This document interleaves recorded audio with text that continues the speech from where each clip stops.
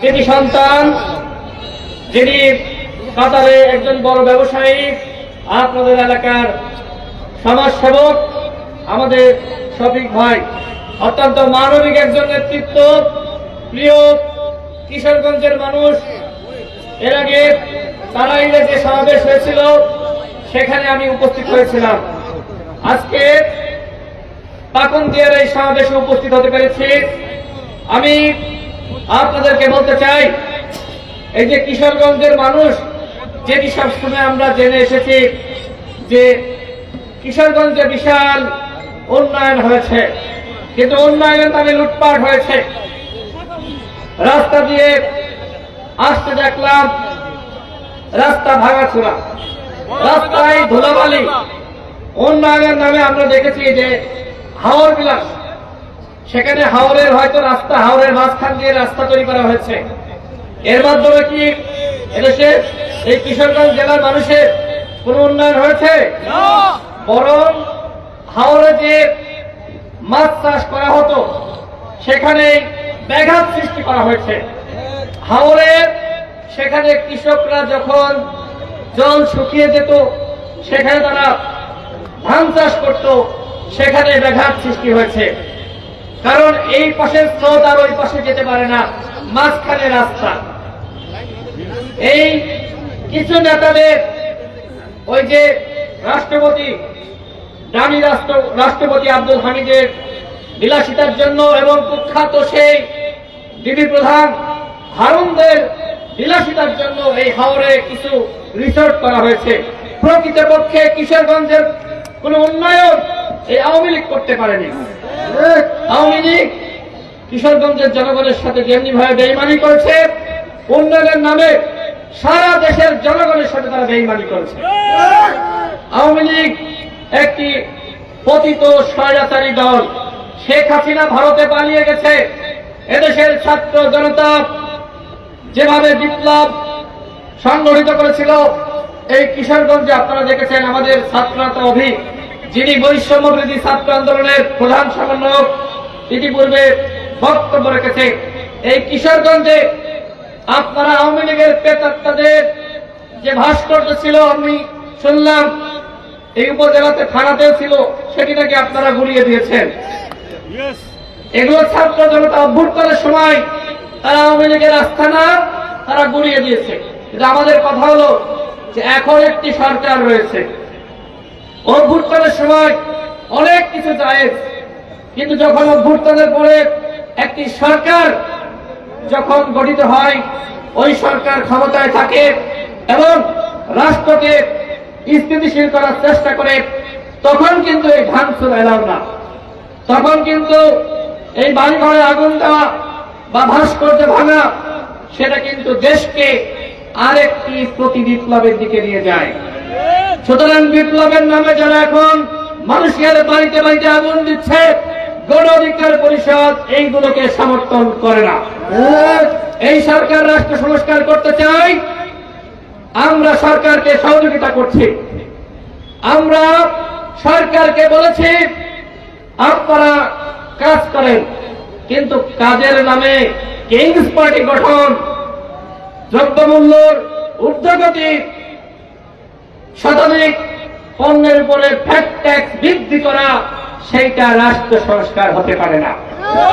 এই কিশোরগঞ্জে যারা আওয়ামী লীগের প্রেতাত্মারা ছিল, যারা জনগণের সাথে জুলুম করেছে, অন্যায় করেছে, নিপীড়ন করেছে, তাদের কয়জনকে গ্রেপ্তার করা হয়েছে? শেখ পরিবারের প্রেতাত্মাদেরকে এখন পর্যন্ত গ্রেপ্তার করা হয় নাই। আওয়ামী লীগ কিন্তু বন্ধুগণ ওই সচিবালয়ে রয়েছে, আওয়ামী লীগ রয়েছে পুলিশে, আওয়ামী লীগ রয়েছে র্যাবে, বিজিবিতে, কিন্তু তাদেরকে ধরা হচ্ছে না। এই যে ছাত্র যৌকর বুকে সরাসরি যারা গুলি চালালো, সেই র্যাবের সদস্য, বিজিবির সদস্যদেরকে আপনারা গ্রেপ্তার করতে পারেন নাই। পুলিশের 80% আওয়ামী লীগের, ছাত্রলীগের এই সরকারের পক্ষ থেকে বলা হয়েছে। তাহলে আপনারা এই 20% পুলিশ নিয়ে কি করবেন? রাষ্ট্র সংস্কার করতে পারবেন? পারবেন না। যে কারণে আমরা বলছিলাম যে বিপ্লবী যে ছাত্র জনতা, যারা শিক্ষিত, যাদের যোগ্যতা রয়েছে, প্রয়োজনে 6 মাসের ট্রেনিং দেন, এরপরে পুলিশে নিয়োগ দেন। আচ্ছা ঠিক আছে, 80% এই ছাত্রলীগের আওয়ামী লীগের পরিবারের পুলিশকে আপনারা ফেরাতে পারবেন না, কিন্তু যারা অন্যায়কারী ছিল, যারা এই গণঅভ্যুত্থানে গুলি চালিয়েছে, ছাত্র জনতাকে যারা হত্যা করেছে, তাদের বিরুদ্ধে কেন আপনারা ব্যবস্থা গ্রহণ করলেন না? এইটা কি রাষ্ট্র সংস্কার? রাষ্ট্র সংস্কারের নামে আপনারা আজকে কিংস পার্টি গঠনের পায়তারা করছেন। আমরা মনে করি যারা বিপ্লবীরা ছিল, ছাত্ররা ছিল, যারা বিপ্লবী জনতা ছিল, তারা যদি মনে করে যে একটি দল গঠন করবে, আমরা স্বাগত জানাই। কিন্তু আপনারা রাষ্ট্র সংস্কারের নামে আজকে ভারতাবাদী শুরু করেছেন। গাজীপুরে দেখেন নাই, সেখানে ওই যে মুক্তিযুদ্ধ বিষয়ক মন্ত্রী, সেই মন্ত্রীর বাড়িতে ছাত্র জনতা সেখানে হামলা চালাতে গিয়েছিল। আওয়ামী লীগ কিভাবে দেখেন নাই বৈষম্য বিরোধী ছাত্র আন্দোলনের নেতাদেরকে কুপিয়েছে। আওয়ামী লীগকে যদি আপনারা ভ্যাকসিন ঠিকঠাক মতন না দিতে পারেন, তাহলে কিন্তু আপনারা যারা বিপ্লবী ছিলেন কেউ কিন্তু রক্ষা পাবেন না। সেখানে মাথায় কর দিয়েছে, ঘেনু বের হয়ে গেছে, সেখানে তাদের হাত পা ভেঙে দিয়েছে। আওয়ামী লীগের বিরুদ্ধে যদি যথাযথ ব্যবস্থা না নিতে পারেন, তাহলে কিন্তু আওয়ামী লীগ এভাবেই আপনাদেরকে রক্তাক্ত করবে। এখানে কিভাবে লড়বেন তোমরা? আওয়ামী লীগ একটি অভিশপ্ত দল, আওয়ামী লীগ একটি পাপিষ্ঠ দল।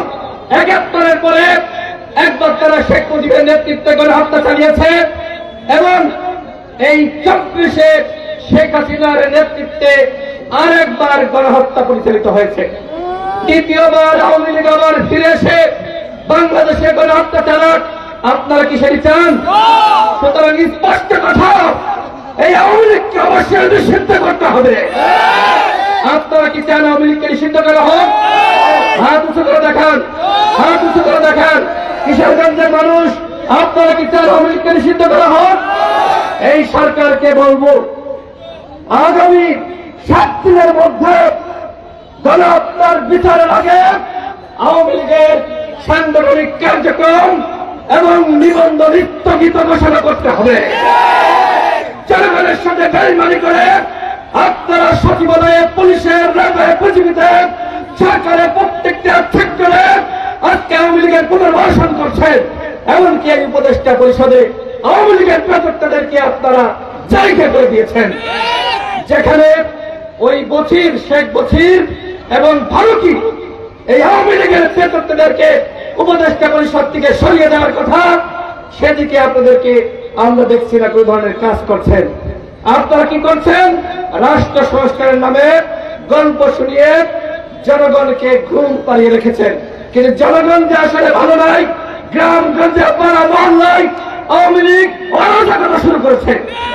উপদেষ্টাদেরকে বলবো, গ্রামে আসেন, পাড়ায় আসেন, মহল্লায় আসেন। শুধুমাত্র ওই সচিবালয়ের একই রুমে বসে আপনারা রাষ্ট্র সংস্কার করতে পারবেন না। কিশোরগঞ্জের মানুষ, সময় সংক্ষিপ্ত, আমার পরে আমাদের সংগ্রামী সভাপতি বক্তব্য রাখবেন, যে কারণে আর বক্তব্য রাখছি না। জনতার অধিকার আমাদের অঙ্গীকার। গণ অধিকার পরিষদ আপনাদের কল্যাণে কাজ করছে। গণ অধিকার পরিষদের প্রতীক, ফ্ল্যাগ প্রতীক, আমরা আগামীতে এই কিশোরগঞ্জ জেলায় আমাদের প্রার্থী দিব। যারা যোগ্য, দক্ষ, যারা জনগণের কল্যাণে কাজ করবে, আপনারা আগামীতে ভোট দিয়ে জয়যুক্ত করে আপনাদের জেলার প্রতিনিধি হিসেবে আপনারা জাতীয় সংসদে পাঠাবেন। সবাই ভালো থাকবেন। আল্লাহ হাফেজ। আসসালামু আলাইকুম।